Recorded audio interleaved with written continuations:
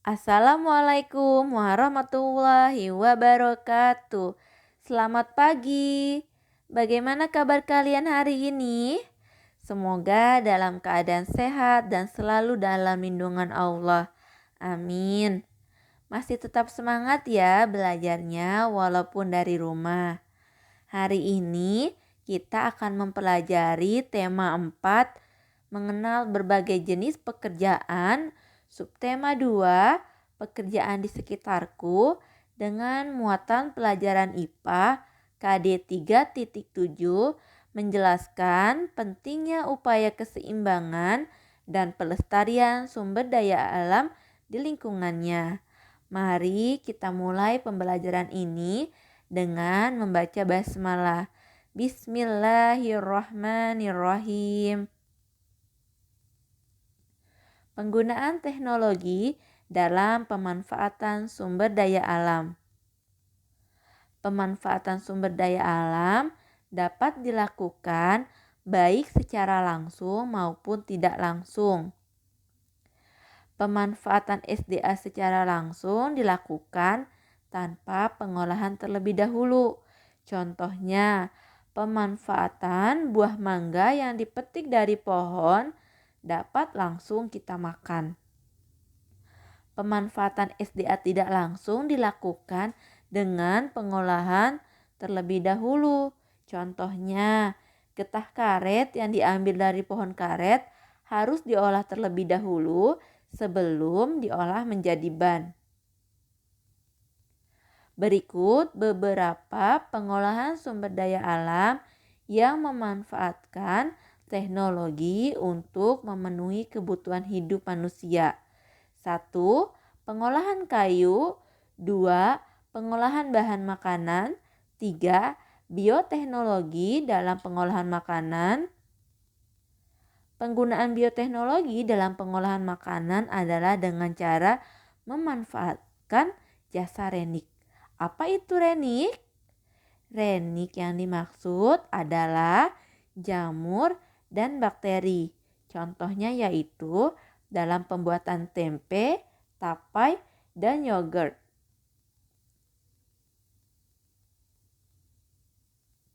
Dalam pengolahan makanan juga dikenal adanya teknologi pengawetan makanan. Pengawetan makanan dapat dilakukan dengan beberapa cara, antara lain 1. Pengasinan. 2. Pengalengan. 3. Pembotolan. 4. Penggunaan bahan pengawet. Dan 5. Sterilisasi. Berikut contoh gambarnya, mulai dari pembuatan ikan asin, makanan dalam bentuk kaleng, minuman yang sudah dalam bentuk botol, maupun makanan yang menggunakan bahan pengawet. Penggunaan teknologi juga dimanfaatkan nelayan dalam mencari ikan. Berikut perbedaan dan persamaan nelayan tradisional dan nelayan modern. Nelayan tradisional mencari ikan menggunakan perahu layar dan menggunakan peralatan tangkap sederhana. Sedangkan nelayan modern mencari ikan menggunakan perahu bermesin, menggunakan peralatan tangkap modern, dan memanfaatkan gelombang suara atau sonar. Walaupun nelayan tradisional dan nelayan modern memiliki perbedaan, mereka juga memiliki persamaan. Persamaannya yaitu 1.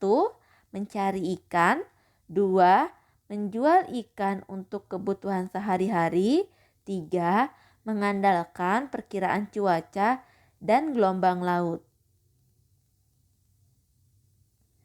Dalam mengambil ikan, ada peralatan yang dilarang untuk digunakan oleh nelayan seperti bom ikan dan pukat harimau.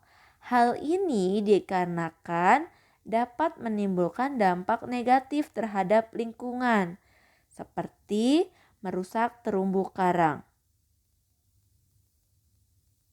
Oleh karena itu, para nelayan sebaiknya memperhatikan hal-hal berikut supaya keseimbangan alam tetap terjaga, seperti 1. Tidak menangkap ikan secara besar-besaran. 2. Tidak menggunakan bahan peledak atau racun. 3. Tidak menggunakan pukat harimau. Dan 4. Memperhitungkan daur hidup ikan. Kerusakan lingkungan dapat disebabkan oleh pemanfaatan sumber daya alam yang berlebihan. Berikut ini adalah contoh pemanfaatan sumber daya alam yang berlebihan, di antaranya penebangan pohon secara liar dan besar-besaran, perburuan hewan liar, penggunaan bahan bakar dan energi secara berlebihan. Berikut contoh gambarnya. Berikut ini adalah beberapa cara agar lingkungan dan persediaan sumber daya alam, baik sumber daya alam hayati maupun sumber daya alam non-hayati, dapat tetap lestari. 1.